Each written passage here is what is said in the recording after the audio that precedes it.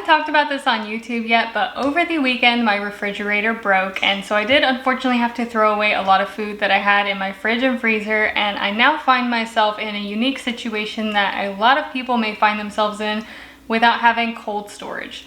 So a lot of people who live in temporary housing, dorm rooms, hotels, motels either have a limited amount of storage or almost no cold food storage. Also, not every Dollar Tree has a refrigerator or a freezer. So while I wait for a new fridge to arrive, which should be here on Tuesday, I can make some meals without refrigerated ingredients to share with you all. Another thing is that, as you can imagine, a new fridge was quite expensive. I spent $1,100. I did get a scratch and dent, which is like a floor model, and that was still pretty pricey. So I do also want to do some really cheap dinners, $5 meals. So that's what we're gonna be doing today. We're gonna be making something of a taco chili. So it's only gonna be 4 ingredients, which is gonna total out to $5 for the dinner. So here's everything we're gonna be using today. I have a bag of Spanish rice, a can of black beans, a can of corn, and a can of chili. Now I'm opting to use the chili with no beans and instead adding my own beans. The chili with no beans is thicker and a little bit more meaty than your chili with beans. This is more like a soup type of consistency. So I often get asked why I choose one over the other, or why am I using a chili without beans and then adding beans to it. It's just because texturally this is a little bit thicker and more meaty.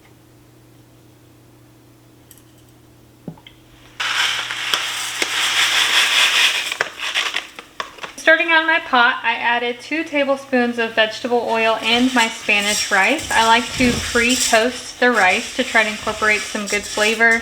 This also helps to toast the seasoning in the rice to help bring out especially those chili oil flavors. Just gets you a little bit more bang for your buck when it comes to seasonings and spices.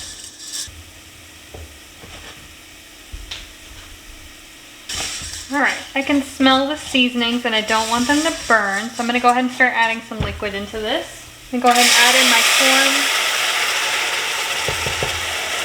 add in my corn with the liquid, because that has a lot of really good flavor to it.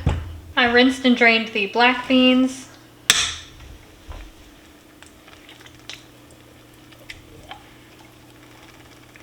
And then in goes our can of chili.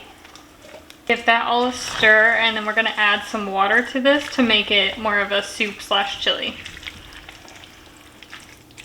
I'm going to go ahead and start off by adding 2 cups of water, knowing I can always add more water later, but if it ends up too soupy, it's a little bit difficult to decrease the water later. 2 cups of water is technically how much you need to cook this rice, so it may end up being too thick, but I can always adjust later if I wanted to. And of course you can always use broth instead of water, or add in some bouillon if you want. If you have chicken broth, vegetable bouillon, anything you've got, you can add into this instead of water. I'm gonna go ahead and let this come up to a boil. Once our pot comes up to a boil, I'm gonna reduce my heat down to low. I'm gonna go ahead and cover this, and I'm gonna simmer it for 20 minutes. All right, it has been 20 minutes. This ended up being the perfect consistency for me for a chili dish. So I'm really happy with the amount of liquid in it. I'm not gonna add any more water to this. We're just gonna go ahead and plate this up. So while I am only a 2-person household, one thing I like to do when making these videos is portion the food out into plates or bowls so I can see accurately how many people each recipe would feed. So again, this was a $5 dinner. So I'm gonna portion it out. I believe it's gonna make 3 bowls. It may even make 4. And I usually do about 1.5 cups to 2 cups of food per bowl.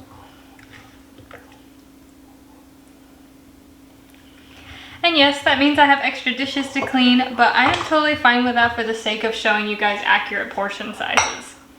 There we go. This was a $5 dinner, and it does in fact feed 4 people. Of course, you can top this with cheese or sour cream or anything that you want.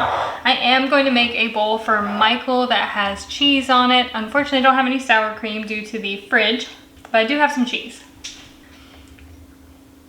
So this one will be Michael's bowl. This is a mixture of shredded cheddar and mozzarella cheese, but for the sake of the taste test, I'm gonna try it as is before I add any cheese to mine. Also bearing in mind that a lot of people also have dairy sensitivities, and a lot of my videos are very cheese and dairy heavy, so I do wanna try this as is without any cheese in it for my friends who have dairy sensitivities. All right, let me grab a spoon.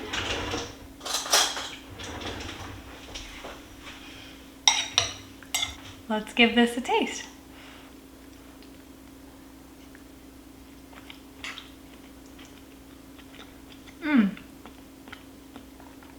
Oh, that's really good. It's kind of like taco, well, I guess I am calling this taco chili. Super creamy, little pops of corn. The sauce is almost ever so slightly sweet, and I wonder if that's because we left the liquid in the corn when we made it. And then the beans are really tender. This is actually really filling too, I feel like. Let's try adding some cheese to it just to see how that changes the dish. So I do wish I had sour cream. I had sour cream, I had cottage cheese, I had yogurt, but I threw all of that away yesterday. The freezer broke on Sunday, and I held out as long as I possibly could. Everything in the freezer was still frozen until yesterday, so I thought, you know, yesterday was kind of the turning point in the fridge debacle. But then yesterday was super warm. It was like 68 degrees here. So by the end of the day, everything in my fridge, it just didn't really feel comfortable using as far as like the dairy, the meat, the vegetables, things like that. So I did throw away a lot of it. I kept a couple things like eggs and sausage and things that were a little bit more room temperature hardy, I would say. But yeah, otherwise I got rid of most of it yesterday. Let's try it with the cheese.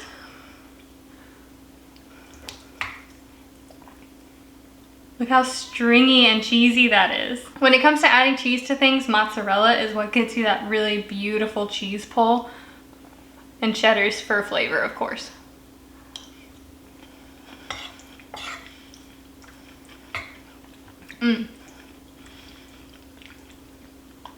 Cheese is like top notch, definitely.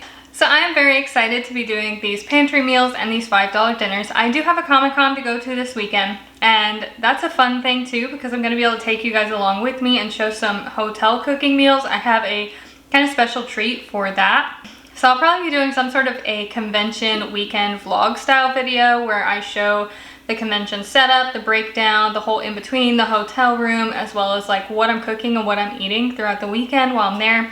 But I'm super happy with how this meal turned out. Again, this was just $5 and I made 4 very large portions, and that gives you room to get, you know, lime and sour cream and cheese and whatever you want to put on top of it. Even some tortilla chips would be great.